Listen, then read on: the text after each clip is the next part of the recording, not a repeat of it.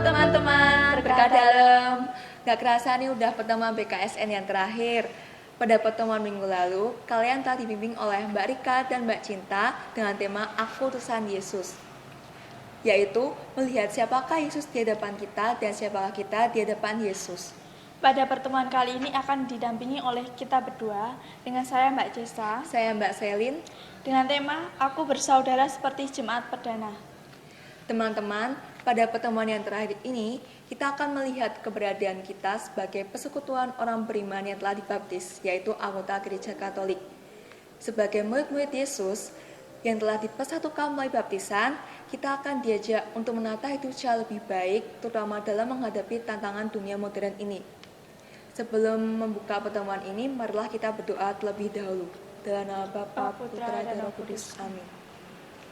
Ya Allah Bapa yang Maha Kasih, kami bersyukur atas anugerah cinta kasih-Mu yang boleh kami rasakan dalam kehidupan bersama dengan saudara-saudara dalam iman.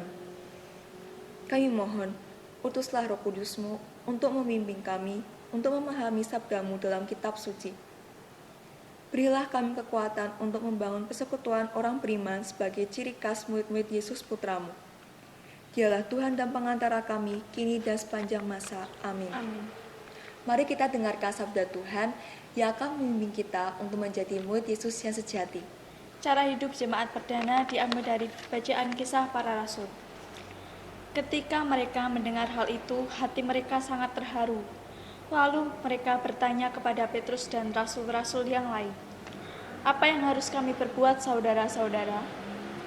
Jawab Petrus kepada mereka, "Bertobatlah dan hendaklah kamu masing-masing memberi dirimu dibaptis dalam nama Yesus Kristus untuk pengampunan dosamu. Maka kamu akan menerima karunia Roh Kudus. Sebab bagi kamulah janji itu, dan bagi anak-anakmu, dan bagi orang yang masih jauh, yaitu sebanyak yang akan dipanggil oleh Tuhan Allah kita." Dan dengan banyak perkataan lain lagi, ia memberi suatu kesaksian yang sungguh-sungguh dan ia mengecam dan menasihati mereka. Katanya, "Berilah dirimu diselamatkan dari angkatan yang jahat ini." Orang-orang yang menerima perkataan itu memberi diri dibaptis, dan pada hari itu jumlah mereka bertambah kira-kira 3.000 jiwa. Mereka bertekun dalam pengajaran rasul-rasul dan dalam persekutuan. Dan mereka selalu berkumpul untuk memecah roti dan berdoa. Maka ketakutanlah mereka semua. Sedang rasul-rasul itu mengadakan banyak mukjizat dan tanda. Dan semua orang yang telah menjadi percaya tetap bersatu, dan segala kepunyaan mereka adalah kepunyaan bersama. Dan selalu ada dari mereka yang menjual harta miliknya, lalu membagi-bagikan kepada semua orang sesuai dengan keperluan masing-masing. Dengan bertekun dan dengan sehati, mereka berkumpul tiap-tiap hari dalam bait Allah. Mereka memecahkan roti di rumah masing-masing secara bergilir, dan makan bersama-sama dengan gembira dan dengan tulus hati, sambil memuji Allah. Dan mereka disukai oleh semua orang. Dan tiap-tiap hari Tuhan menambah jumlah mereka dengan orang yang diselamatkan. Demikianlah sabda Tuhan. Syukur kepada Allah. Oke teman-teman, setelah mendengarkan bacaan tadi, marilah kita mendalami lewat pertanyaan dan penjelasan yang akan kita bacakan. Pertanyaan pertama, apa yang dilakukan oleh orang Yahudi lakukan setelah mendengarkan khotbah Petrus? Orang-orang Yahudi setelah mendengar khotbah Petrus menjadi terbuka hatinya dan bersedia untuk menerima Yesus. Ini adalah suatu sikap baru setelah sebelumnya mereka selalu berusaha untuk menolak Yesus dan juga membenci pengajarannya. Pertanyaan kedua, apa yang diharapkan Petrus dari mereka?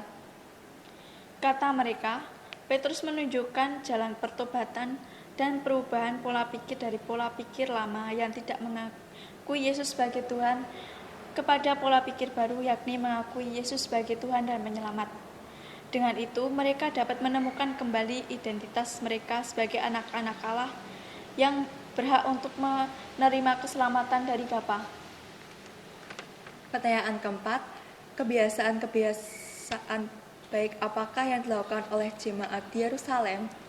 Dari jemaat perdana, kita dapat belajar berbagai hal.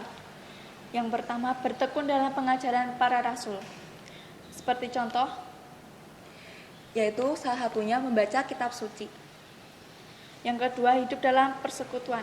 Sebagai contoh, kita mengikuti perayaan Ekaristi di gereja. Yang ketiga, memecahkan roti dan berdoa.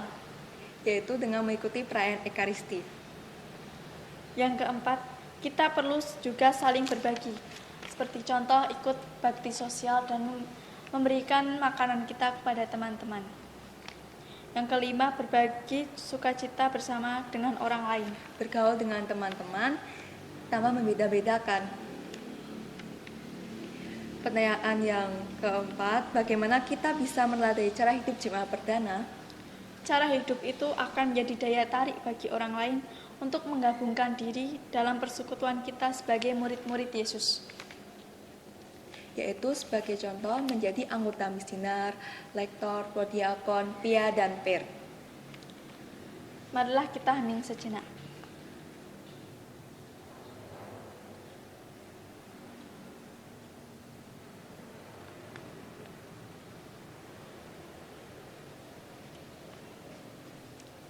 Setelah mendengar bacaan tadi,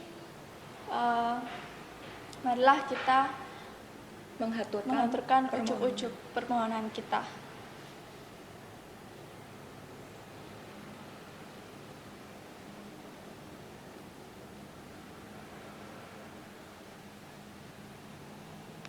Marilah kita mohon, kabulkanlah doa kami ya Tuhan. Untuk menutup pertemuan pada hari ini, marilah kita berdoa. Bapa yang kekal, dengan baptisan yang kami terima, kami telah dipersatukan sebagai suatu anggota keluarga umat Allah. Kami telah merenungkan sabdamu dan menimba kekuatan dari-Nya. Kami mohon berkatilah kami agar dapat hidup di dalam kasih persaudaraan seperti jemaat perdana. Teguhkan selalu iman, harapan, dan kasih di dalam hati kami, agar hidup kami selalu mencerminkan kasih-Mu. Demi Yesus Kristus Tuhan kami, kini dan sepanjang masa. Amin. Dalam Bapa, Putra, dan Roh Kudus. Amin. Oke teman-teman, karena ini pertemuan yang terakhir dan juga akhir dari bulan Kitab Suci Nasional dan sebagai awal dari bulan Rosario, maka teman-teman jangan lupa doa Rosario ya. Jangan lupa ya. Terima kasih.